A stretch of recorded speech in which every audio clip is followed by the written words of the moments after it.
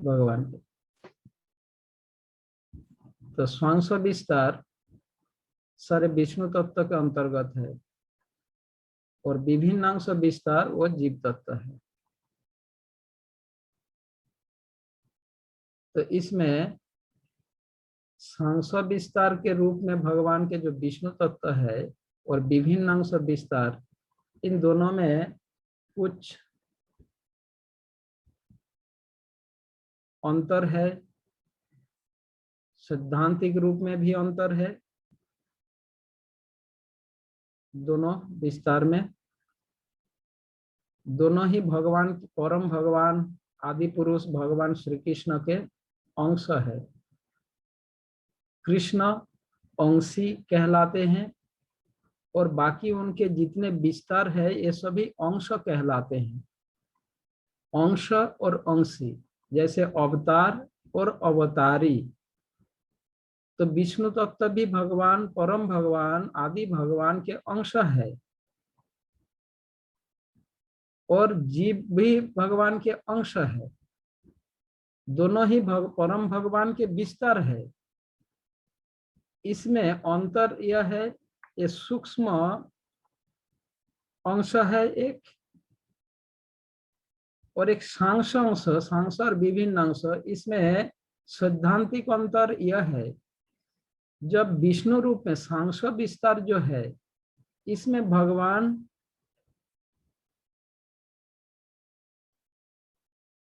की जो क्या कैसे इनको समझाया जाए, सांस विस्तार में भगवान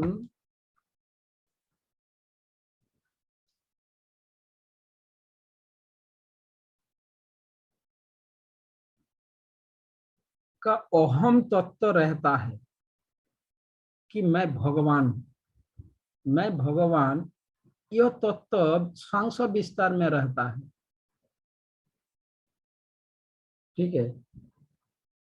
पर विभिन्न अंश विस्तार में भगवान जो परमात्मा के रूप में है जीवों के साथ, उसमें भगवान का अहम तत्व नहीं रहता।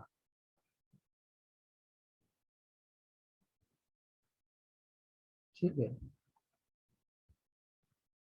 वो भगवान के अंश है।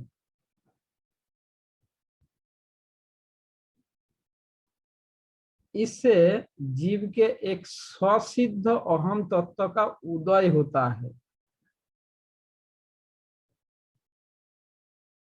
यह श्रील भक्ति विनोद ठाकुर ने कहा है। जो विभिन्न अंश जीव तत्व है, इनको दो स्थितियां होती है, एक मुक्त अवस्था और एक बद्ध अवस्था।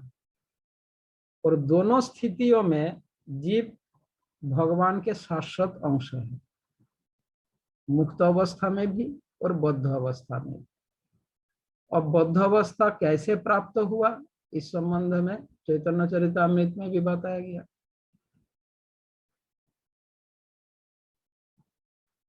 कृष्ण भूलि जे जीव भोग वांछा करे। ये जो भोग इच्छा, स्वतंत्र रूप से भोग इच्छा होने के कारण बद्ध अवस्था को प्राप्त हुआ है।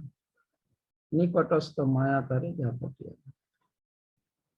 मुक्त अवस्था में जीव संपूर्ण रूप से भगवान पर आश्रित रहता है और भौतिक प्रकृति के संबंध से वो रहित रहता है। और बद्ध अवस्था में जीव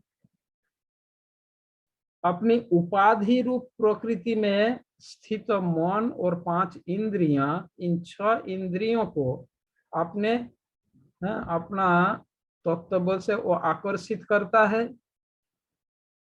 और इसी को ही वो अपना स्वरूप मान बैठता है।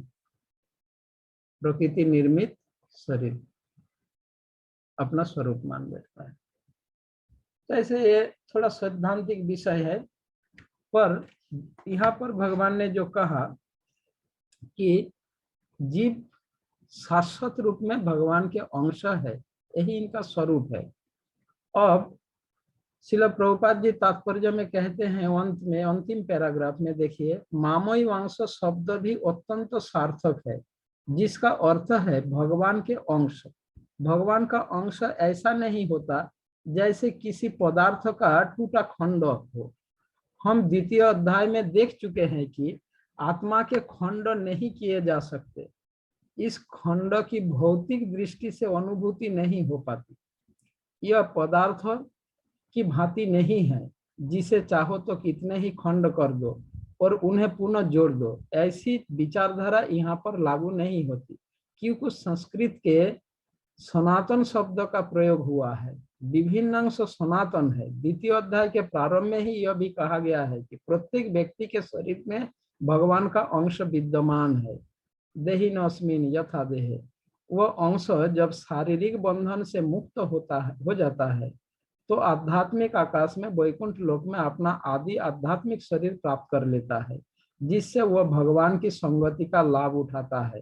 किंतु ऐसा समझा जाता है कि जीव भगवान का अंश होने के कारण गुणात्मक दृष्टि से भगवान के ही समान है, जिस प्रकार स्वर्ण के अंश भी स्वर्ण ही होते हैं।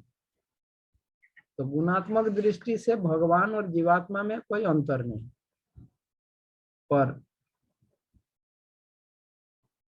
मात्रा के दृष्टि में, परिमाण के दृष्टि में यह क्षुद्र है, अणु है, सीमित है, पर भगवान असीम है। बाकी गुणात्मक दृष्टि से सेम है। जैसे समुद्र के जल और समुद्र से लिया गया एक कप जल, दोनों गुणात्मक दृष्टि से एक ही है, पर परिमाण के दृष्टि से दोनों में भिन्नता है। पर प्रभुपाद जी ने स्पष्ट रूप से कहा कि भगवान और जीवों में ये जो संबंध है इसे अचिंत भेदाभेद तत्व कहलाता है। और प्रभुपाद जी ने समझाया ये जो जीव और भगवान की संबंध वो किसी भगवान का अंश है, इसका अर्थ यह हम किसी पदार्थ के टुकड़े जैसा ऐसा नियम इसमें लागू नहीं होता। जो मायावादी लोग ऐसे नियम को इसमें शामिल करते हैं, उनका कहना है समुद्र के से उठाया गया एक कप जल जब समुद्र में जाएगा तो उसका और अलग से अस्तित्व नहीं रहेगा। पर इस प्रकार के किसी पदार्थ के साथ इस प्रकार ऐसा होता है, पर यह बात यह भगवान और जीवों के संबंध में लागू नहीं होता। इसकी पुष्टि भगवत गीता में पहले ही कर चुके हैं। तो इस श्लोक में भगवान ने जो शिक्षा दिए हैं जीवों के स्वरूप के विषय में बताया, और दूसरी बात यहाँ पर भगवान जो कह रहे हैं मनोष्ठानि इंद्रियानि प्रकृति स्थानी कर्षति। बद्ध जीवन के कारण वे 6 इंद्रियों से घोर संघर्ष कर रहे हैं। मन सहित 6 इंद्रियों के द्वारा ये घोर संघर्ष कर रहे हैं, पर बद्ध अवस्था में होने के कारण जीवात्मा इस संघर्ष को समझ नहीं पा रहा है कि उनको कितना संघर्ष करना पड़ रहा है। इस बात को वो समझ नहीं पाता।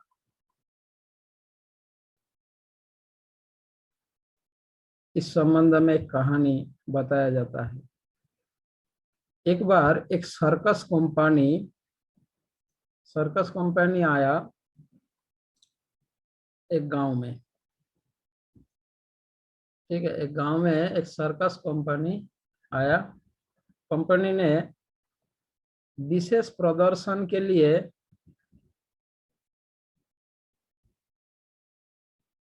एक बहुत बड़ा पंडाल बनवाया।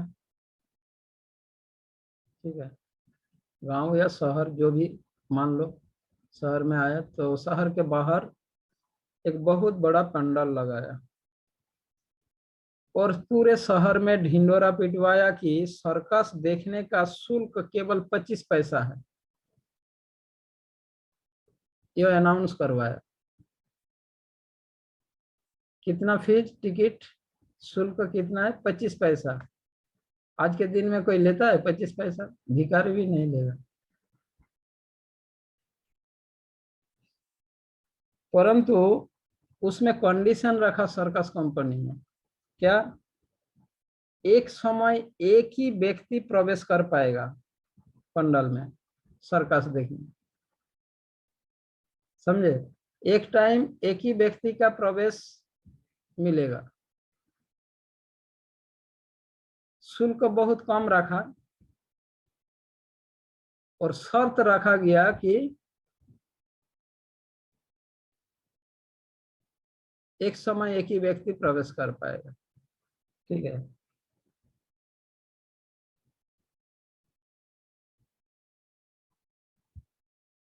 इसको दूसरे तरीके से भी मैंने स्टोरी कई बार कहा, 25 पैसा कान मोड़ना 25 पैसा, ऐसे करके भी एक स्टोरी को बताया मैंने कई बार। जो भी है वही सेम स्टोरी है, सेम कहानी है। तो जब यह ढिंडोरा पिटवाया, अनाउंस करवाया, तो अगले दिन शहर के सारे लोग सुबह सुबह 5 बजे से ही लाइन में खड़े हो गए। 25 पैसा में सर्कस दिखाएगा, कौन जाना नहीं चाहेगा बोलो? और कोई ऐसे बहुत ही मतलब फेमस कंपनी आया है सर्कस विशेष प्रदर्शनी के लिए, तो सुबह सुबह 5 बजे से बहुत से लोग लाइन में खड़े हो गए सर्कस देखने के लिए। जब पंडाल का गेट खुले, सभी 25 पैसा से टिकट लिया और लाइन में खड़े हो गए। तो पहला व्यक्ति ने, जो लाइन का पहला नंबर में था, वो व्यक्ति बड़े उत्सुकता से प्रवेश किया अंदर। फर्स्ट पहला व्यक्ति जब प्रवेश किया, अंदर जाके देखा पूरा खाली पड़ा है, कुछ है ही नहीं, सर्कस का कुछ अरेंजमेंट दिख ही नहीं रहा है अंदर। तो वो चिल्ला चिल्ला कर कहने लगे, अरे यहाँ कोई है क्या? क्या यहाँ पे सर्कस होगा? थोड़ी देर में बहुत बड़ा पंडाल लगा हुआ था ना, तो थोड़ी दूर में दो कुर्सी पर दो पहलवान को बैठा हुआ देखा। तो दो पहलवान उठकर आए उस व्यक्ति के पास, आकर कहा, हाँ यहाँ जरूर सर्कस होगा, क्यों नहीं, अब तुम आ गए हो, अब तुम्हें दिखाई देगा, दिखोगे। अब ऐसा कहकर दोनों पहलवान आके उस व्यक्ति को दोनों तरफ से पकड़ा और पकड़कर वो पहलवान उसका कान इतना मरोड़ने लगा, इतना मारा। हाँ, जैसे डब्ल्यू होता है ना, टीवी में देखते हो ना डब्ल्यू, तो ऐसा करके उसको बहुत मारा और इतना कान मरोड़ा, इतना कर ये करके वो मतलब चिल्ला चिल्ला कर वो व्यक्ति, हाँ, पहलवान ने उसे मुक्के मारा, मुक्के मारने लगा, थप्पड़ मारने लगा। तो व्यक्ति चिल्लाते हुए और दर्द दर्द सहन नहीं कर पाया, इतना दर्द होने लगा। परंतु वो अकेला होने के कारण वो दोनों पहलवान क्या करेगा,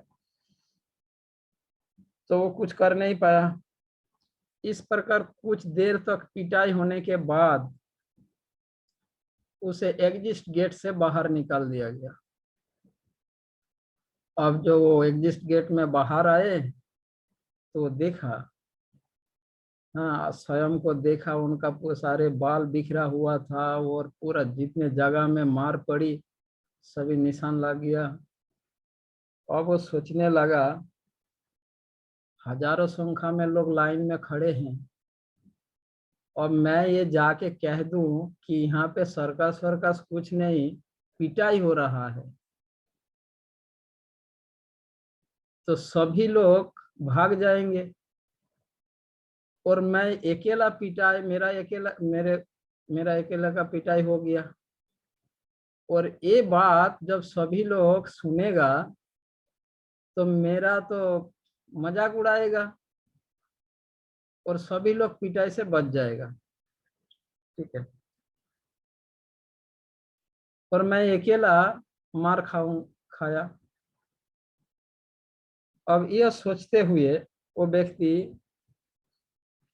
पिटाई की बात जानकर सभी लोग उसका हंसी उड़ाएगा, यह सोचते हुए कि वो उनका बदनामी होगा, क्योंकि सर्कस के गेट के ऊपर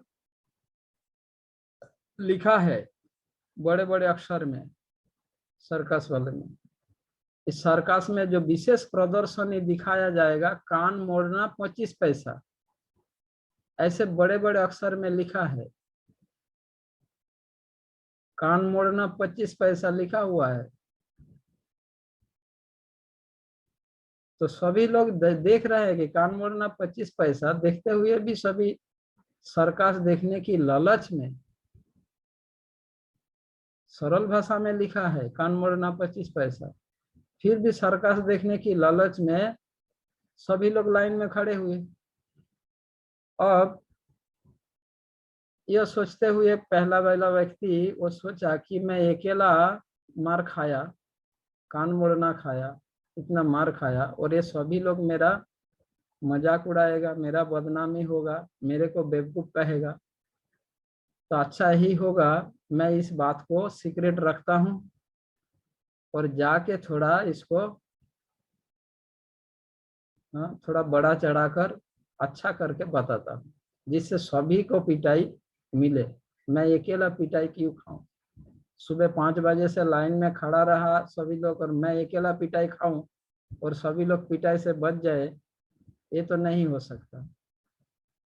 यह सोचते हुए वो अपना कपड़ा को ठीक किया और सभी लोगों के सामने आके कहा, सर्कस बहुत अच्छा था। हाँ, ऐसा सर्कस तो मैं लाइफ में कभी नहीं देखा, है ना। जो लोग इस नहीं देखेगा वो पछताएगा। सभी को जाना चाहिए और देखना चाहिए। ऐसे बढ़ा चढ़ा कर वो बताने लगा, और ऐसा बता कर चले गए। इस प्रकार से दूसरा व्यक्ति गए, दूसरा व्यक्ति भी पिटाई खाकर बाहर आए, और बाहर आकर वो सोचा पहला व्यक्ति के साथ भी ऐसा ही हुआ, पर उसने बताया नहीं। अब मैं जाके बताऊंगा तो सभी लोग मेरा मजाक उड़ाएगा, तो इसीलिए मुझे पहला व्यक्ति का ही अनुसरण करना चाहिए। ठीक है, तो दूसरा व्यक्ति भी आके पहला व्यक्ति से भी और बड़ा चढ़ाकर बताया।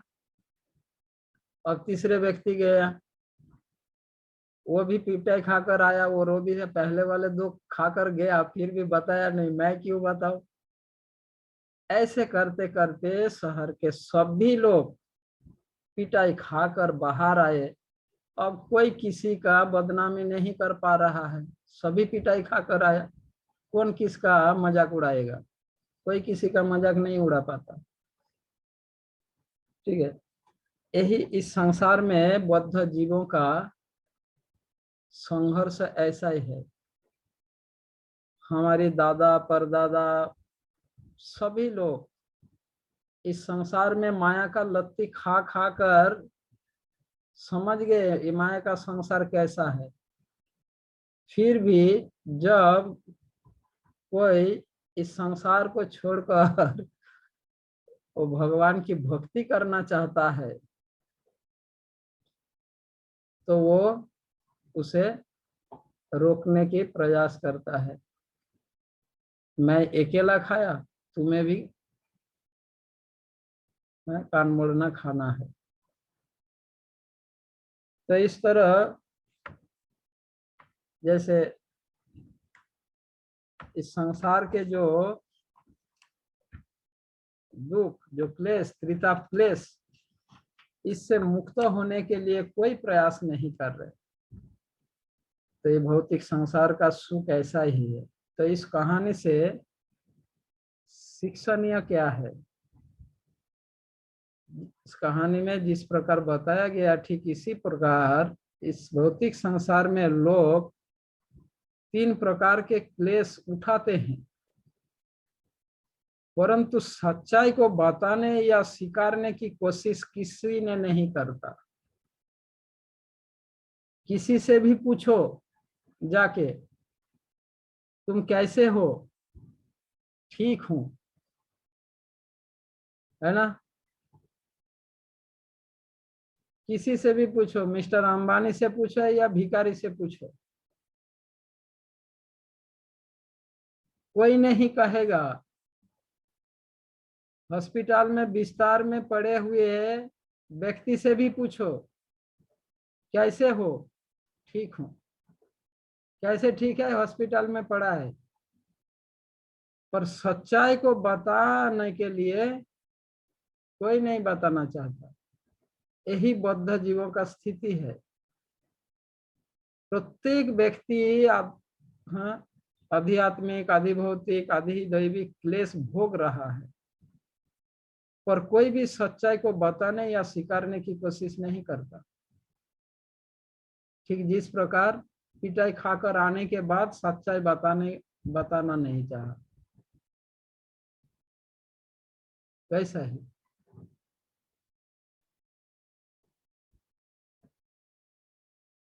इस संसार में सभी लोग कष्ट उठा रहे हैं, पर सभी लोग हाँ तीनों प्रकार के क्लेश भोग रहे हैं,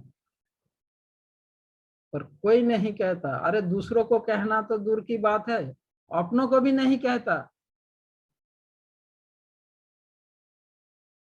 अपनों को भी नहीं कहता, वो अपने निजी जनों को भी नहीं कहता। यही इस भौतिक संसार का ही है। सभी लोग हाँ मैरिज पार्टी आदि ये सब त्योहार मनाते हैं, और मिलजुल कर रहकर कि वो कितना खुश है, सुखी है, यह दिखाने का कोशिश करते हैं। पर ये बहुत हाँ वो लोग जो बहुत सुखी है ऐसा दिखावा करने की कोशिश करते हैं, पर सभी लोग जो दुख भोग रहे हैं इसे कोई स्वीकार नहीं करता है। चिररोगी शय्याशायी शय्याते शुइया भालो आछी बोले आज हंसिया हंसिया। भक्तिनाथ ठाकुर बता रहे हैं मन शिक्षा नामक पुस्तक में, चिररोगी शय्याशायी, जिस प्रकार बहुत समय से कोई व्यक्ति बीमार पड़ा है ना, बीमारी की स्थिति में है, बिस्तर पर लेटा हुआ है, पर जब कोई उनसे मिलने आता है और पूछते हैं अभी कैसे हैं, वो यही उत्तर देता है, क्या? भालो आछी, आज ठीक हूं। वो मुस्कुराते हुए, नकली मुस्कुराते हुए कहते हैं आज ठीक हूं। कैसे ठीक है? ऑक्सीजन बोतल लगा हुआ है, ड्रिप चढ़ा हुआ है, बिस्तर से उठ नहीं सकता, बैठ नहीं सकता, और बोलता है आज ठीक हूं।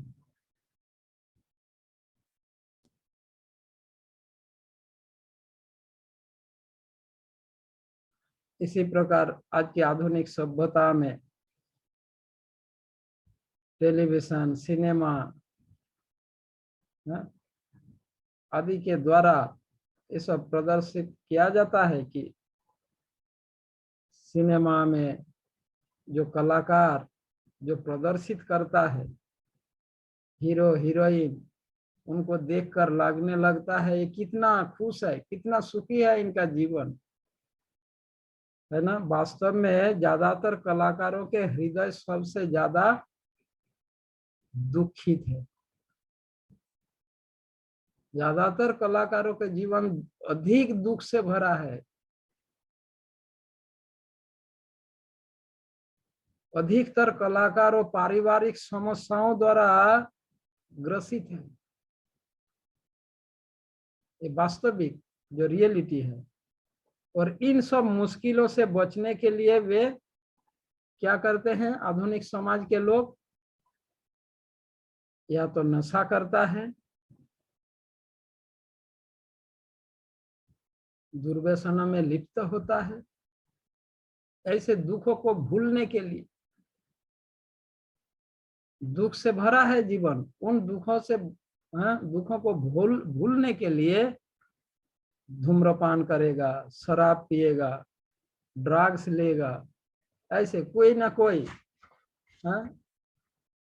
नशा करता रहता है।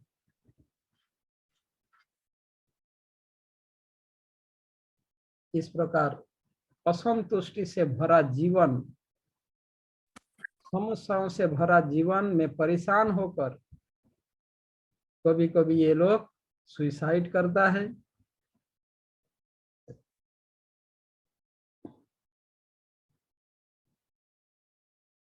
यही इस भौतिक संसार का जीवों का परिस्थिति है। प्रत्येक जीव इस प्रकार से संघर्ष कर रहे, पर वास्तव में समस्त जीवात्माएं हम सभी भगवान के अंश है। भगवत धाम में हम सभी आनंद के साथ सुख पूर्वक रहने की अधिकारी है।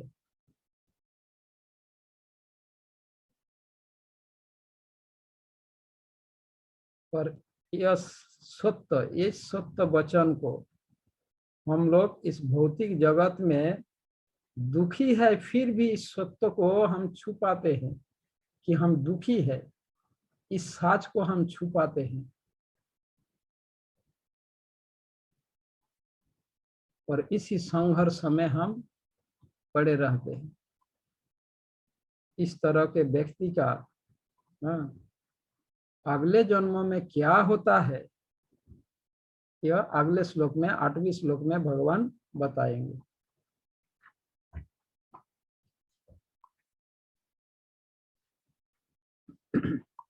कोई व्यक्ति पढ़िए। शरीरम याद वाप्नोति यच्चाप्युत्क्रामतीश्वर गृहीत्वेतानि संयति वायुर्गंध निवासया। शरीरम यद आपनति यच्वायु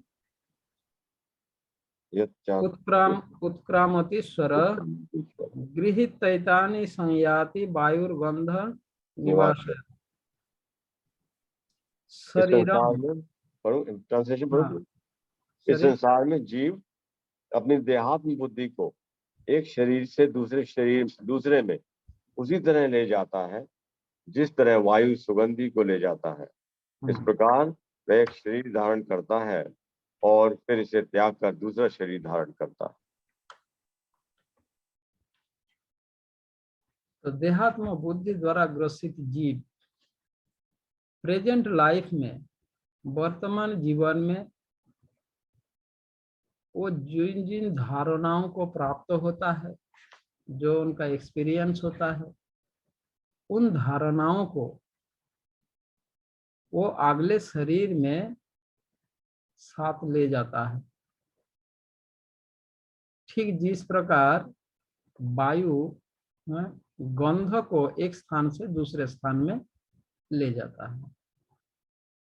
तो इस श्लोक में भगवान यह कह रहे शरीरम यत यत शरीरम यत अवाप्नोति, शरीर को यत जिस, अवाप्नोति मतलब प्राप्त करता है। इस संसार में जीव अपनी देहात्म बुद्धि को एक शरीर से दूसरे में उसी तरह ले जाता है जिस तरह वायु सुगंधि को ले जाता है। इस प्रकार वह एक शरीर धारण करता है और फिर से त्याग कर दूसरा शरीर धारण करता है।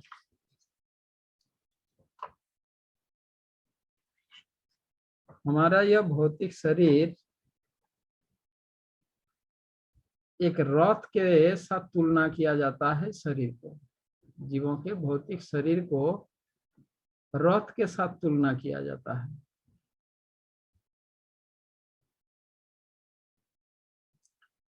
एक बार एक प्रोफेसर कक्षा में आकर वे विद्यार्थियों से कहा कि प्रत्येक विद्यार्थी एक रथ के समान है। पर यह सुनकर सभी विद्यार्थी हंसने लगे। ठीक है। एक प्रोफेसर अपने स्टूडेंट से कहा कि तुम सभी लोग एक रथ के समान हो, और यह सुनकर सारे विद्यार्थी हंसने लगे। पर प्रोफेसर इस विषय को लेकर वो काफी गंभीर थे, सीरियस थे। ये विद्यार्थियों को समझाते हुए कहने लगे, ये हमारा जो स्थूल भौतिक शरीर एक रथ के समान है। इस शरीर में जो आत्मा है वह इस रथ में बैठे हुए सवारी के समान है। इस रथ में शरीर रूपी रथ में बैठे हुए सवारी के समान।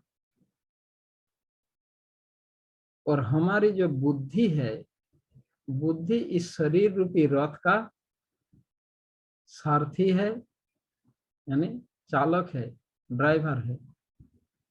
और मन इस शरीर रूपी रथ में जुते हुए घोड़ों के लगाम के समान है। घोड़ों के मन और 5 इंद्रियां इस शरीर रूपी रथ के 5 घोड़े के समान है। इस प्रकार से वो प्रोफेसर ने विद्यार्थियों को इस भौतिक शरीर एक रथ के समान है इस विषय को समझा रहे। ठीक है। तो इस भौतिक संसार में सभी जीव, सारे जीवात्माओं को 3 प्रकार के भिन्न शरीरों को धारण करना पड़ता है। 3 प्रकार के शरीर समस्त जीवात्माओं को स्वीकारना पड़ता है। पहला स्थूल शरीर, जो 5 महाभूत द्वारा निर्मित है। मिट्टी, जल, अग्नि, वायु, आकाश, ये 5 महाभूत द्वारा निर्मित स्थूल शरीर। इससे निर्मित, संयोग से निर्मित जो स्थूल शरीर। दूसरा सूक्ष्म शरीर, जो मन, बुद्धि और अहंकार से निर्मित है। और तीसरा है आध्यात्मिक शरीर। यह सच्चिदानंद स्वरूप है इस शरीर का, जो सच्चित और आनंद से निर्मित है। इसके अतिरिक्त जीवात्मा को एक और प्रकार के शरीर धारण करना होता है, जिसे कहा जाता है यातना शरीर। स्थूल शरीर त्यागने के बाद सूक्ष्म शरीर से जीव आत्मा जब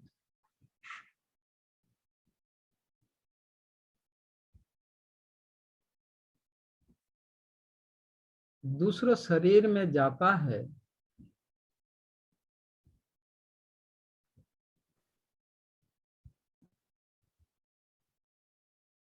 प्रजापति दक्ष, आपका नेटवर्क प्रॉब्लम हो रहा है क्या? बार बार बाहर जा रहे हो, बार बार एंट्री कर रहे हो? प्रभु जी अभी क्लिनिक से आया था, अच्छा, इसलिए। हाँ, तो अब आपको मीटिंग से लीव करने की क्या जरूरत थी? नहीं वो उसमें आया ना तो भीग जाता मोबाइल, पानी बारिश हो रही है बाहर। अच्छा, भीग गया था? हाँ भीग गया, अभी कपड़े चेंज कर लिए, आ गया वापस। ठीक है, हरे कृष्ण। हरे कृष्ण। हाँ, मैं क्या बोल रहा था? तो ये चौथे प्रकार के एक और शरीर जीवात्मा को प्राप्त करना पड़ता है, जिसे यातना शरीर कहा जाता है।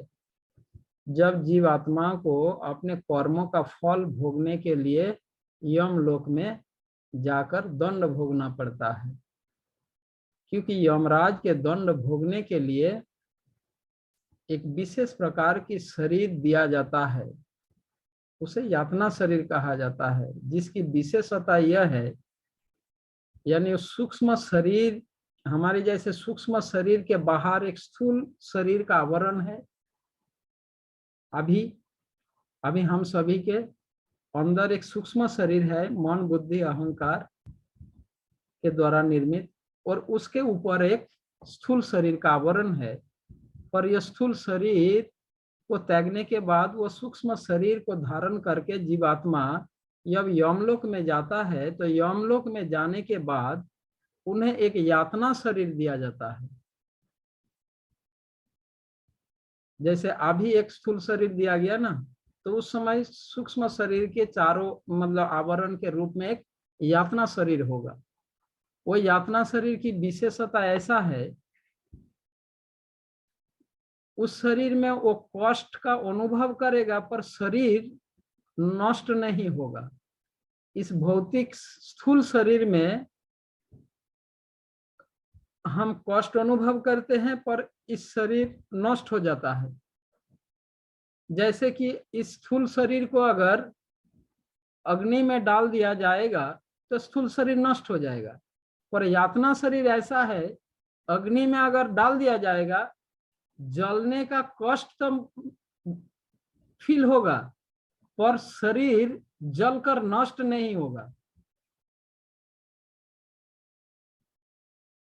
यह यातना शरीर की विशेषता है। जैसे इस स्थूल शरीर को अगर शस्त्र से काटा जाए तो ये टुकड़े हो जाएगा और नष्ट हो जाएगा, पर यातना शरीर ऐसा है, वो काटा जाएगा तो काटने का दर्द दुख कष्ट फील होगा पर नष्ट नहीं होगा। यह यातना शरीर, ऐसा शरीर यमलोक में जीवात्मा को दिया जाता है। उबला हुआ तेल में डाल देंगे, वो बॉयल होने का कष्ट फील होगा पर बॉयल होकर नष्ट नहीं होगा वह शरीर। ऐसा पिघला हुआ गरम पिघला हुआ लोहा, आयरन तरल लोहे को पिलाया जाएगा। जो लोग शराब पीता है उसको यमदूत यमलोक में जबरदस्ती गरम पिघला हुआ लोहे का गरम पिघला हुआ तरल लोहा पिलाएगा। लो शराब पियो, शराब पिया था ना, अब मजा लो। ऐसे कष्ट दिया जाता है यमलोक में, तो उसे यातना शरीर कहते हैं। पर इसके अलावा 3 प्रकार के शरीर है जीवात्माओं का, सूक्ष्म शरीर, स्थूल शरीर, सूक्ष्म शरीर और आध्यात्मिक शरीर। आध्यात्मिक शरीर जब तब प्राप्त होता है जब जीवात्मा सूक्ष्म शरीर के बंधन से भी मुक्त हो जाता है, तभी जीवात्मा को आध्यात्मिक शरीर प्राप्त होता है। सूक्ष्म शरीर के बंधन से भी मुक्त, यानी भौतिक, ये भी भौतिक है, मन बुद्धि अहंकार, ये जो सूक्ष्म तत्व है ये भी भौतिक तत्व है। आध्यात्मिक शरीर प्राप्त होने के बाद भगवान को जीवात्माओं के साथ रहना नहीं पड़ता।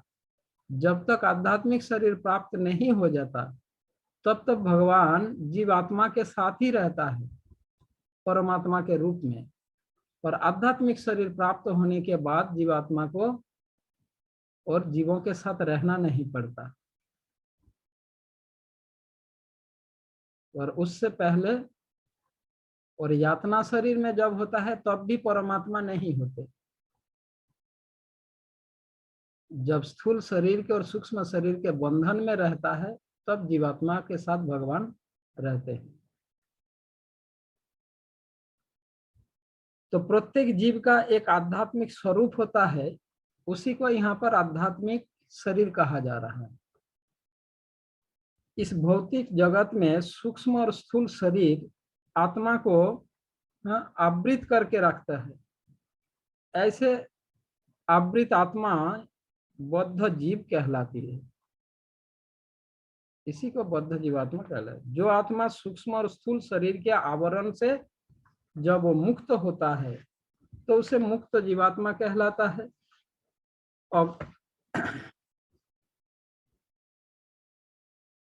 हमारी जो मन बुद्धि इंद्रियां आत्मा,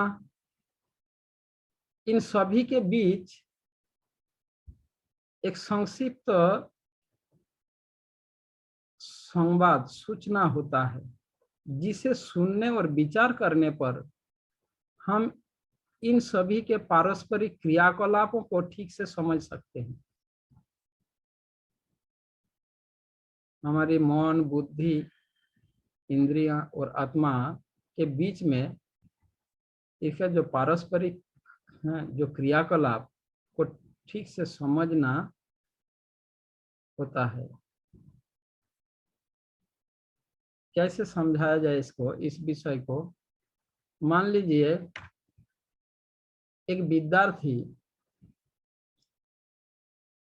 आप एक मतलब कल्पना कीजिएगा, एक विद्यार्थी जो अपने वार्षिक परीक्षा की तैयारी कर रहा हो, मानो फाइनल एग्जाम का वो प्रिपरेशन कर रहा है, मान लीजिए वो देर रात तक स्टडी कर रहा है,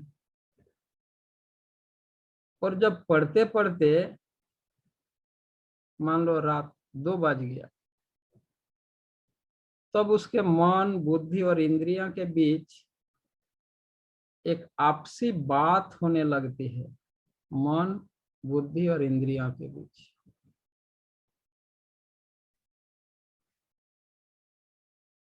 आंखें कहते हैं, ओह मेरी पलकें अब और खुली नहीं जा रहा है ना। आंखें कहते हैं अब मेरे आंखों के पलके और खुले रखा नहीं जा रहा है, मैंने बहुत मेहनत की है, अब थक गया हूं, चलो आंखें थोड़ी समय के लिए आंखें बंद कर लेते हैं, सो जाते हैं। आंखें ऐसा बोलते हैं। और बुद्धि कहते हैं, उस विद्यार्थी का बुद्धि कहते हैं, अरे मूर्ख, साल भर तो सोते ही रहे हो, है ना, कम से कम एक रात तो पढ़ाई कर लो, स्टडी कर लो अच्छा से, कल जब परीक्षा पास कर लो तब सो लेना।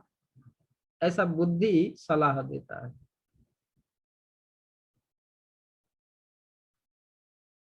और मन क्या कहते हैं, उस विद्यार्थी का मन कहते हैं, तो कुछ समय के लिए बुद्धि की यह सलाह सुनकर उस विद्यार्थी का इंद्रियां वो थोड़े समय के लिए चुप हो जाता है, ठीक है, साइलेंट हो जाता है। वो जो बड़बड़ा रहा था, अरे मैं थक गया चल, है ना, और बुद्धि जब कहता है अरे और थोड़ा सा वो समय और पढ़ ले, तो इंद्रिया थोड़ी समय के लिए चुप हो जाता है, ठीक है, साइलेंट हो जाता है। और मन क्या करते हैं, मन तो उस आत्मा से कहते हैं, अरे भगवान ने दिन और रात बनाया है, रात को सोने के लिए, रात को पढ़ाई करने के लिए थोड़ी ना बनाया। अब मन ऐसा सलाह देते हैं विद्यार्थी को, रात भगवान ने बनाया सोने के लिए, अब सारा संसार रात को सो रहा है, तुम्हें भी सो जाना चाहिए, मन ऐसा कहते हैं। अब विद्यार्थी क्या करेंगे, फिर बुद्धि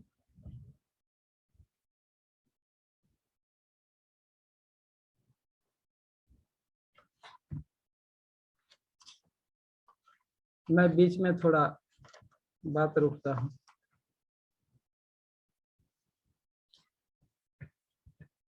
कोई कैंडिडेट बार बार लीव हो रहा है और फिर से एंट्री करना चाहते हैं, ऐसा क्यों हो रहा है? नेटवर्क के कारण हो जाता है या वो आपने खुद के से लीव कर रहा है?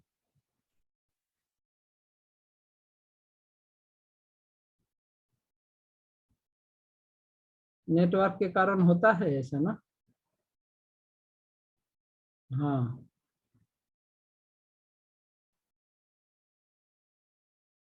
अभी पूजा माता जी लीव हो गया था, फिर अभी कहाँ गए? उनका नेटवर्क ठीक से नहीं आ रहा होगा।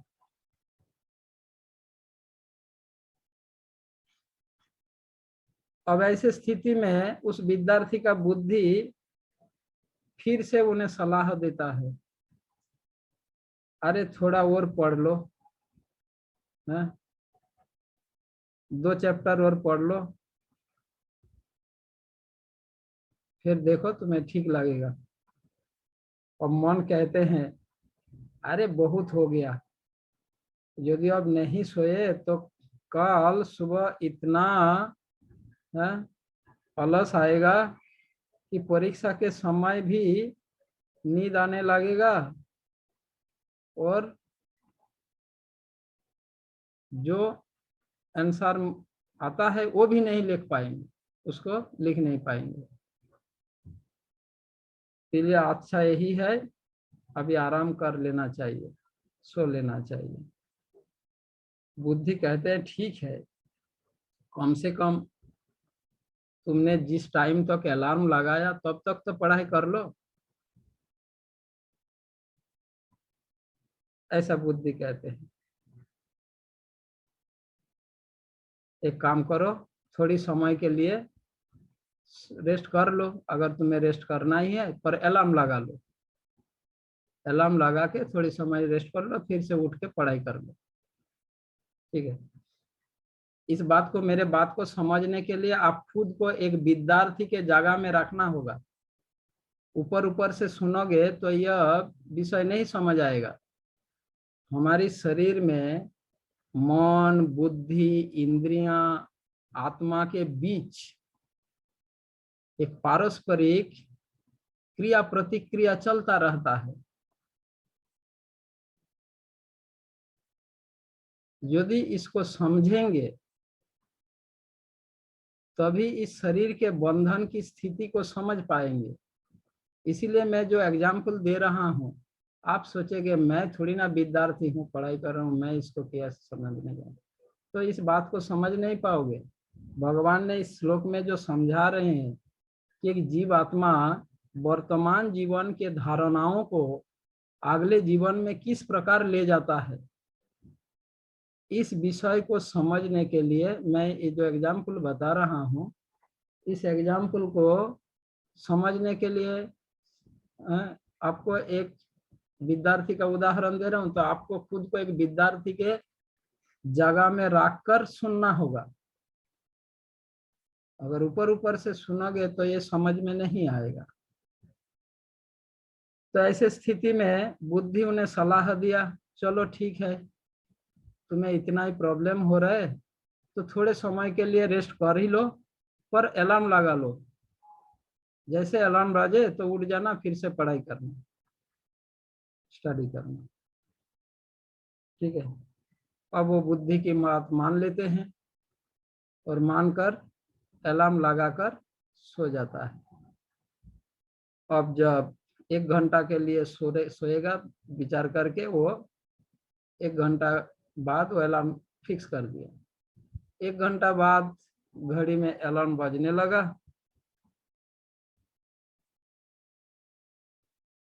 अलार्म बजता रहता है ना, जैसे अब सभी भक्त लोग 4 बजे 3:30 बजे उठने के लिए, सुबह मंगल अटेंड करना है तो अलार्म लगा देते हैं, है ना। अब अलार्म बजता रहता है और बुद्धि हमें कहते हैं, अरे अलार्म बाज रहा है, उठो। और उसी क्षण मन कहते हैं, अरे बंद कर, डिस्टर्ब कर रहे हैं ये। बुद्धि कहता है, अरे अलार्म बाज रहे, उठो। और मन कहता है, अरे डिस्टर्ब कर रहे, बंद कर। वो आंख बंद अवस्था में ही वो अलार्म को दबा देता है, बंद कर देता है। बुद्धि की बात सुनता ही नहीं।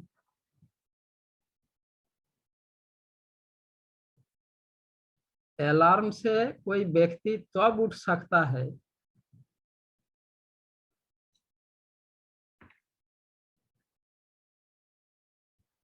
जिनका उठने का इच्छा हो। अलार्म किसी को उठा नहीं सकता, समझे। अगर वो बुद्धि की बात सुनेगा तो अलार्म उसे सहायता कर सकता है, अदरवाइज उसी क्षण मन कहेगा बंद कर इसे, और वो मन की बात सुन लेता है, अलार्म को बंद कर देता है। ठीक है, बुद्धि कहते अलार्म बाज रहे उठो, और मन कुछ ना कुछ बहाना देगा। सर्दी के समय कहेगा अरे बहुत ठंड है, या सर्दी नहीं भी हो, चलो ठीक है 5 मिनट, और 5 मिनट बाद उठ जाऊंगा। अलार्म तो बंद कर दिया मन की बात सुनकर, और वो सोचता है बुद्धि की बात को, मतलब एडजस्ट करता है जीवात्मा, मन बुद्धि इनसे 5 मिनट और सो लेने दो, मैं 5 मिनट बाद उठ जाऊंगा। वो 5 मिनट घंटे 2 घंटे तक खींच देता है, और जब उठता है तब देखा जाता है 2-3 घंटा बीत गया। तो इस उदाहरण से हम देख सकते हैं कि मन, बुद्धि और इंद्रिया अपनी अपनी बात को प्रभावी बनाने के लिए, मन, बुद्धि, इंद्रियां, ये अपनी अपनी बात को प्रभावी बनाने के लिए किस प्रकार एक दूसरे से लड़ते रहते हैं, संघर्ष कर रहे हैं। समझे, भगवान ने कहा इस श्लोक में, मनसष्ठानि इंद्रियाणि प्रकृति स्थानी कर्षति, नहीं कौन सा, वो तो पिछले श्लोक में 8वें श्लोक में क्या कहा, शरीरम यद अवाप्नोति यस्ततु मन्यते गृहीत्वैतानि संजाति वायुर्गंध निमम। तो ऐसे स्थिति में वो क्या करता है, ये जो मन, इंद्रियां, पिछले श्लोक में कहा ना परस्पर संघर्ष कर रहे जीव, और ये जो मन, इंद्रिया और इसका पारस्परिक, हर मन भी अपना प्रभावी बनाना चाहता है, प्रभाव बनाए रखना चाहता है, बुद्धि भी, इंद्रिया भी। तो जो भी अपनी बात को मनवाने में सफल हो जाता है, जीवात्मा उसी का स्वीकार बन जाता है। अगर इंद्रियां अपनी बात को प्रभावी बना लेता है तो जीवात्मा इंद्रियों का दास बन जाता है। अगर मन की प्रभाव मतलब प्रधान हो जाता है तो व्यक्ति मन का दास बन जाता है। इस प्रकार यदि रथ में जुते हुए घोड़े, मतलब इंद्रियां, अगर जब शक्तिशाली हो जाता है, प्रभावी हो जाता है, प्रधान हो जाता है, तो लगाम ढीली पड़ जाता है और सारथी कंट्रोल नहीं कर पाता। बुद्धि रूपी सारथी तब इस घोड़े रूपी इंद्रियों को नियंत्रण नहीं कर पाता, वो नियंत्रण के बाहर चला जाता है। और ऐसे सिचुएशन में जब सारथी के कंट्रोल के बाहर जाएगा, ड्राइवर के कंट्रोल के बाहर गया, तो गाड़ी रोड छोड़कर, मार्ग को छोड़कर कहीं और घोड़े इधर उधर भागेगा तो रोड छोड़कर रोड से उतर जाएगा गाड़ी। और गाड़ी अगर पटरी से उतर गई तो कष्ट किसको होगा, सवारी को, मतलब जीवात्मा को। इस प्रकार से जीव कष्ट को झेलता हुआ वो अपना गंतव्य को प्राप्त नहीं कर पाता। उनका जो डेस्टिनेशन, जो उद्देश्य था, वो उद्देश्य को प्राप्त नहीं कर पाता। तो इसीलिए बुद्धि को सशक्त बनाना चाहिए। इसलिए बुद्धि को, व्यक्ति की बुद्धि को सशक्त बनाना चाहिए, और बुद्धि को सशक्त बनाकर मन को काबू में रखकर, लगाम को नियंत्रण में, अपने कब्जे में रखकर इंद्रियों को नियंत्रित करना चाहिए। अन्यथा वो अपने उद्देश्य तक नहीं पहुंच पाएगा, जिस प्रकार वो विद्यार्थी नहीं पहुंच पाया। तो ये जस्ट एग्जाम्पल है। ऐसे हर कार्य में, केवल स्टडी में नहीं, हर कार्य में व्यक्ति को बुद्धि की प्रधानता देनी चाहिए, मन या इंद्रियों की नहीं। मन चाहेंगे कुछ और करने, इंद्रिय चाहेंगे, पर उनको अगर प्रभावी बना लिया तो उनका दास बन जाएगा।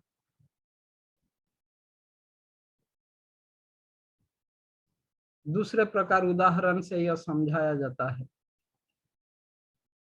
तो इस प्रकार से जब जीवात्मा भौतिक शरीर को त्याग देता है, तो उस स्थिति में, जिस स्थिति में शरीर त्याग दिया, शरीर त्यागते समय वो अगर इंद्रियों की दास बने रहे, मतलब इंद्रियों के प्रभाव रहते समय शरीर त्याग दिया, तो उनका गति उसी प्रकार होगा। अगर मन के प्रभाव बना है, उस समय शरीर त्याग दिया, तो उसका गति एक प्रकार होगा। और बुद्धि की प्रभाव की स्थिति में अगर शरीर त्याग दिया तो गति एक प्रकार होगा। इस प्रकार से जीवात्मा वर्तमान जीवन के धारणाओं को अगले शरीर में ले जाता है, जो इस श्लोक में भगवान समझाया। इसीलिए देखा जाए, मतलब कोई जीवात्मा जो इंद्रियों की प्रभाव की स्थिति में शरीर त्याग दिया, जिस समय इंद्रियां जो चाहता है, समझे बात को, इंद्रिय जो चाहता है वही प्रभावशाली रहा, और उस स्थिति में अगर जीवात्मा शरीर त्याग दिया तो अगला जीवन शरीर एक ऐसे इंद्रिय भोग जीवन में लिप्त, इंद्रिय भोग में, इंद्रियों के सुख, इंद्रिय सुख में लिप्त ऐसा ही एक शरीर उनको मिलेगा, जिस शरीर में वो इंद्रिय सुख ही प्रधान उनका जीवन का केंद्र बन जाएगा। अगर मन की प्रभाव से ऐसा शरीर प्राप्त होगा जिसमें अगले जीवन में वो ऐसे मानसिक, मतलब ऐसे स्थिति में, ऐसे मन की संतुष्टि इस हिसाब से रहेगा। इस प्रकार से समझाया जाता है, जैसे जब आप लोग DOIS सेमिनार करते हो, सुनते हो कि ये कितने प्रकार के सुख है, मानसिक सुख, इंद्रिय सुख है, भौतिक सुख कितने प्रकार के हैं, बौद्धिक सुख, ऐसे अलग अलग सुख है ना। तो उनका गति इस प्रकार से जीवात्मा को गति हो रहा है। तो अगर इंद्रिय प्रभावशाली से उसी समय अगर शरीर त्याग दिया, तो ऐसे पशु पक्षी जानवर जिनका जीवन का केंद्र केवल इंद्रिय सुख भोगना ही है, उनके जीवन का एक ही लक्ष्य है, इंद्रिय सुख भोगना, और कोई नहीं, कुछ और केंद्र है ही नहीं, ऐसे एक शरीर प्राप्त होगा जीवन को। तो यही बात इस श्लोक में भगवान समझाया। श्लोक संख्या 9 पढ़िए। श्रोत्रम चक्षुस्पर्शनम च रसनम घ्राणमेव च अधिष्ठाय मनश्चायम विषयानुपसेवते। इस प्रकार दूसरा स्थूल शरीर धारण करके जीव विशेष प्रकार का कान, आंख, जीव, नाक तथा स्पर्श इंद्रिय यानी कि त्वचा प्राप्त करता है, जो मन के चारों ओर संपुंजित है। इस प्रकार वह इंद्रिय विषयों के एक विशिष्ट समुच्चय का भोग करता है। अब देखिए, जैसे मैंने एग्जाम्पल दिया विद्यार्थी का, है ना। अब विद्यार्थी अगर इंद्रियों, पहला शुरू में ही इंद्रियों की बात मान लेता, जब आंखें ने कहा, क्या कहा,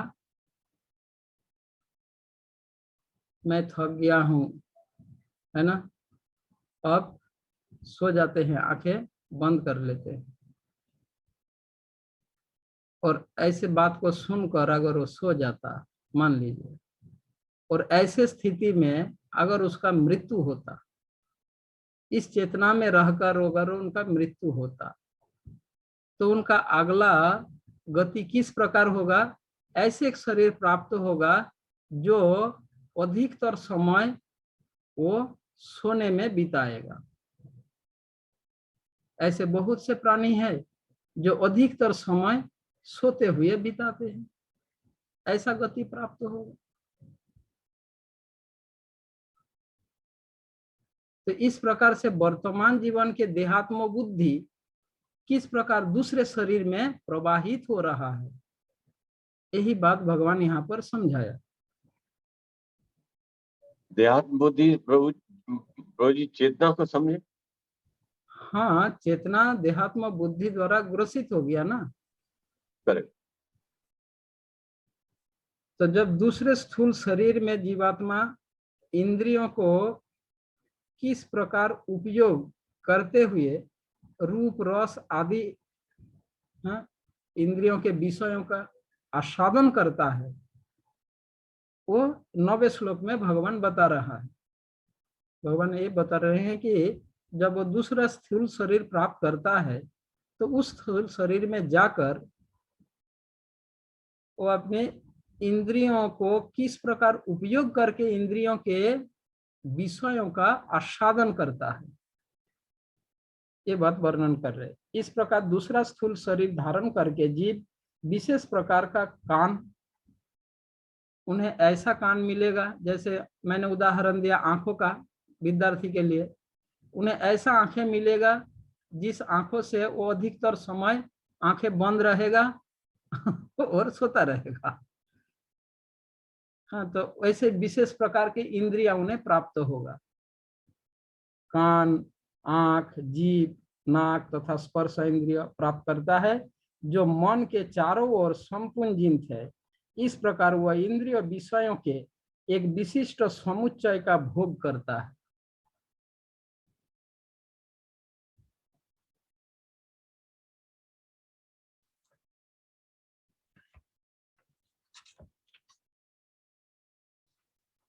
आप लोगों का यह कहानी पता है? कैलाश कैलाश कैलाश कौन कौन जानते हैं? नहीं जानते हो? हाँ प्रभु जी जानते हैं। जानते हो कैलाश कैलाश कहानी? हाँ, क्या कहानी है? वो था कि कैलाश नाम का व्यक्ति था। हाँ तो वो मतलब बहुत ही मतलब आसक्त था अपने परिवार के अंदर। हाँ हाँ तो वो नारद जी जब जाया करते थे ठीक है। हाँ, वही परलोक में या वही वही स्टोरी है। भगवान से मिलने के लिए, हाँ, वही स्टोरी है। वो स्टोरी। हाँ, मृत्यु के समय मानसिक स्थिति के आधार पर जीवात्मा कैसे एक शरीर को त्याग कर दूसरा शरीर ग्रहण करता है, इस संबंध में वह कहानी है। ठीक है, मानसिक स्थिति के आधार पर, मृत्यु के समय मानसिक स्थिति के आधार पर जीवात्मा किस प्रकार एक शरीर को त्याग कर दूसरा शरीर को ग्रहण करता है, इसको समझाने के लिए वो कहानी है। तो कैलाश नाम के एक व्यक्ति था जो अपने घर और संपत्ति से बहुत आसक्त था। उनके एक दिन सौभाग्यवश नारद मुनि उसके घर पर आए थे। उनके किसी सौभाग्य से नारद मुनि उसके घर पर आए थे। तो उसने बहुत ही क्या बोलते हैं, उत्तम रीति से, अच्छे प्रकार से नारद जी का स्वागत किया, उनका सेवा किया, उनका अतिथि सत्कार किया। नारद जी ने उसे सुंदर आशीर्वाद दिए और उनका कुशल पूछा। बातों बातों में नारद जी ने कैलाश से कहा कि कैलाश, आज मैं भगवत धाम वैकुंठ को जा रहा हूं, तुम्हें भी अपने साथ मैं वैकुंठ ले जाना चाहता हूं, क्या चलोगे तुम मेरे साथ? नारद जी ने कैलाश से पूछा। कि कैलाश, आज मैं वैकुंठ धाम जा रहा हूँ, भगवान के धाम, मैं भी तुम्हें ले जाना चाहता हूँ, चलो मेरे साथ, हैं, जल्दी तैयार हो जाओ। कैलाश ने कहा, हे देवर्षि, मुझे क्षमा कीजिए, अभी मेरे पास समय नहीं है। हाँ, मेरे छोटे छोटे बच्चे हैं, मुझे उनकी देखभाल करनी है।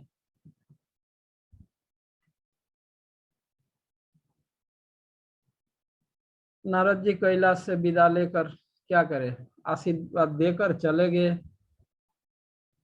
और कुछ ही वर्ष के बाद नारद जी, हाँ, उसकी कल्याण का कामना करते हुए फिर से उनके पास मिलने आए और आके पूछा, कैलाश, क्या अब तुम फ्री हो गए हो क्या? उस समय तुमने कहा तुम्हारी बहुत सारी जिम्मेदारी, तुम बिजी हो, तुम नहीं जा सकते हो, क्या अब तुम फ्री हो गए हो क्या? मेरे साथ चलना चाहोगे? अब कैलाश ने क्या कहा कि हे देवर्षि, मुझे क्षमा कीजिए, मेरे पास थोड़ा भी समय नहीं है, अभी तो मेरे पोते पोती सब छोटे हैं। पहली बार क्या कहा, बच्चे छोटे हैं। अब दूसरी बार नारद जी आया तो नारद जी बोला, तब दूसरी बार वो व्यक्ति बोल रहे, मेरे पोते पोती अभी छोटे हैं, और फिर घर में सभी लोगों को मेरे मार्गदर्शन की आवश्यकता है। अगर मैं छोड़कर चला जाऊं, ये बच्चा, ये अनुभवी नहीं है, ये संसार संभाल नहीं सकेगा, इन लोगों को मेरा मार्गदर्शन का आवश्यक है, मुझे गाइड करना पड़ेगा इन लोगों को, और मैं इन सभी को छोड़कर कैसे जाऊं? ऐसे समय में बिल्कुल मैं नहीं आ सकता आपके साथ। उसकी बात को सुनकर नारद जी ने उनके आसक्ति पर खेद करते हुए नारद जी कहा, देखो, मैंने तो तुम्हारे कल्याण के लिए ही कहा, अब मैं क्या कर सकता हूँ? अपने सुरहित स्वभाव के कारण कुछ वर्षों के बाद फिर से आया कैलाश के पास नारद जी, है ना। आकर तीसरी बार आके कैलाश से कहा, कैलाश, नहीं, जब तीसरी बार आया नारद जी कैलाश से मिलने के लिए, तो उन्हें पता चला देवर्षि नारद को कि कैलाश का देहांत हो गया और उसे एक कुत्ता का शरीर प्राप्त हुआ था। समझे, कैलाश को एक कुत्ता का शरीर प्राप्त हुआ था। तो नारद जी कैलाश को ढूंढ रहे थे, तो उनको पता चला उनका देहांत हो गया। अब वो किस शरीर में है, कहीं नारद जी देख रहे थे, मतलब ये करते ऐसे सोचते हुए रास्ते में जा रहे थे, अचानक एक कुत्ता जोर जोर से भौंकते हुए, हाँ, नारद जी को बुलाने लगा। नारद जी कोई सामान्य व्यक्ति नहीं है, वो तो सभी समस्त प्राणियों के बातों को समझ पाते हैं, ठीक है।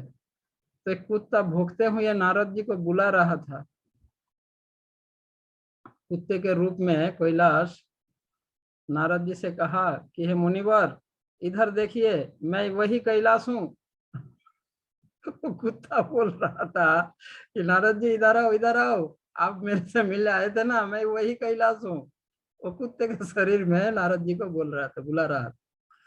अब नारद ने कहा, अरे कैलाश, तुम कुत्ते के शरीर में प्रवेश कर गए हो, हाँ, ये तुम्हारा क्या हो गया? अब कुत्ते के शरीर में प्रवेश करे क्यों कष्ट झेल रहे हो? अभी भी बोलो, चलो अभी मैं तुम्हें ले जाता हूँ। कुत्ते को कहा, चलो मेरे साथ वैकुंठ भगवत धाम में, तुम चाहो तो अभी भी तुम मेरे साथ भगवत धाम में जा सकते हो, मैं तुम्हें ले जा सकता हूँ, भले ही तुम कुत्ते में शरीर में आ गए हो, पर कोई बात नहीं, चलो अब तो चलो। कैलाश कुत्ते के रूप में कहा कि हे देवर्षि, मेरी बात सुनिए, आप तो जानते ही है कि कड़ी मेहनत से मैंने यह संपत्ति जुटाई थी, है ना। मेरे पुत्र इसकी रक्षा करने में बहुत असावधान रहता है और मैं इस कुत्ते के रूप में स्वयं इनके संपत्ति का देखभाल कर रहा हूं, है ना। अब चाहते हुए भी मैं आपके साथ नहीं चल सकता, मैं नहीं जा सकता। तो ये स्टोरी अभी टाइम नहीं है मेरे पास, कल इसको मैं, पर एक बात है, हो सकता है कल क्लास नहीं भी हो पाएगा। और मंडे 10 तारीख है, 10 तारीख को तो क्लास हो जाएगा।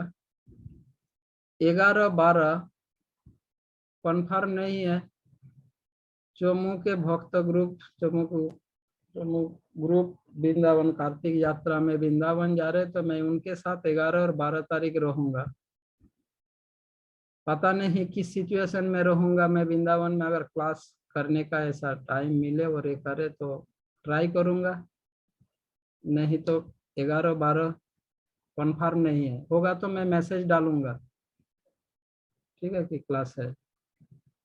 और नहीं मैसेज डाला तो समझ लो कि 11 तारीख और 12 तारीख नहीं हो पाएगा, और 10 तारीख मंडे को होगा। काल भी कन्फर्म नहीं है, काल अगर होगा तो मैं मैसेज डालूंगा,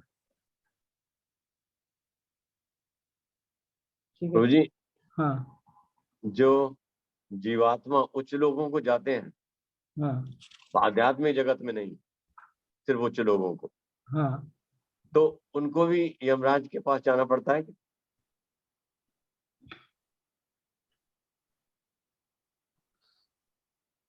एक्चुअली चाहे उच्च लोक में जाए या निम्न लोक में जाए, जी, ये सभी भोग योनि है। मनुष्य योनि ही कर्म योनि है। करेक्ट। इस मनुष्य, इस पृथ्वी लोक में भी कोई कुत्ता अगर मरेगा तो यम लोक नहीं जाएगा। केवल मनुष्य शरीर त्यागने के बाद ही उनको यम लोक जाना पड़ता है। ओके। बाकी सारे योनि भोग योनि है। उच्च लोक में भी वो कर्मों का ऑलरेडी उनका यम दंड ये होने के बाद वो उनका वो फल भोग रहा है, और यमराज ने उस ऑलरेडी न्याय दे दिया, ये तुम्हारे इतना दिन वहां है, उसके बाद अगला गति। दोबारा उनका न्यायालय में जाने की आवश्यक नहीं है।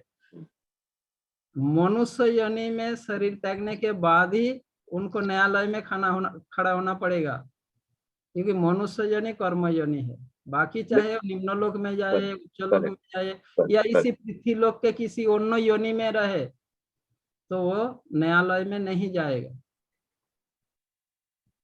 मनुष्य योनि ही कर्म योनि है। मनुष्य हरे कृष्णा प्रभु जी। इस लोक में भी यदि उसका वापस मनुष्य जन्म होगा तो भी नहीं जाना होगा? नहीं, जाना पड़ेगा। अच्छा, तो जाना। हाँ, उसके वहां का दंड समाप्त होने के बाद फिर से वो मनुष्य, ये कोई कंफर्म नहीं है, मतलब ऐसा कोई फिक्स नहीं है। ये डिपेंड करता है भगवान की प्रकृति का जो नियम, जो कानून है। हो सकता है कोई व्यक्ति मनुष्य शरीर त्यागने के बाद दोबारा मनुष्य शरीर डायरेक्ट प्राप्त हो जाता है, तो कोई जीवात्मा यमलोक में जाएगा, उनका किए हुए कर्मों का फल भोगेगा, फिर आके मनुष्य शरीर में जन्म लेगा।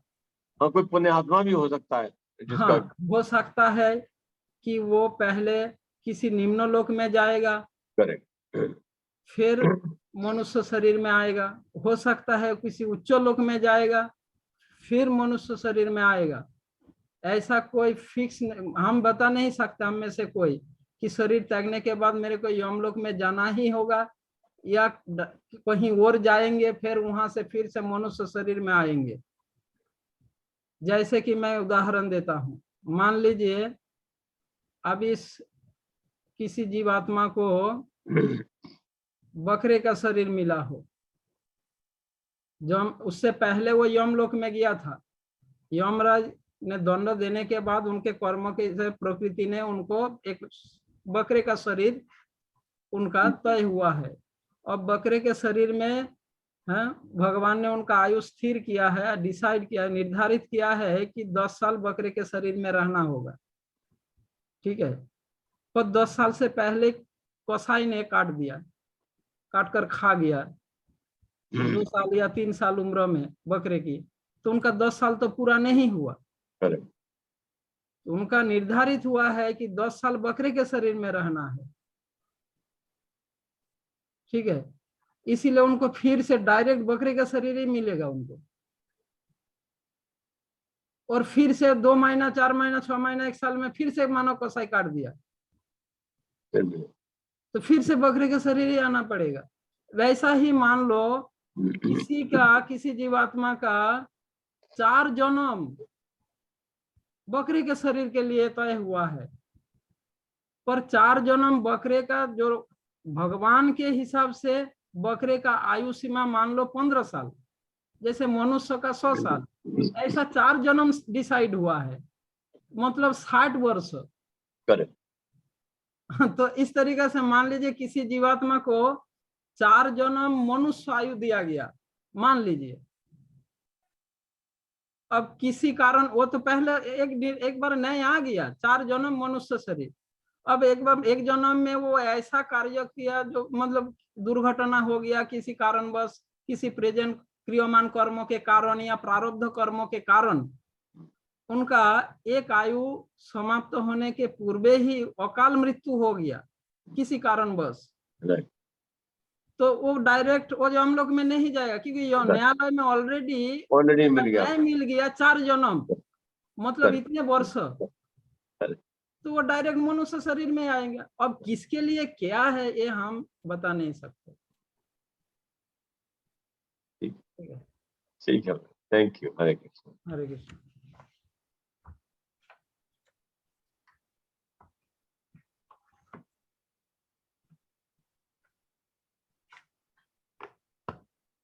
वाञ्छाकल्पतरुभ्यश्च कृपा सिन्धुभ्येव च पतितानां पावनेभ्यो वैष्णवेभ्यो नमो नमः।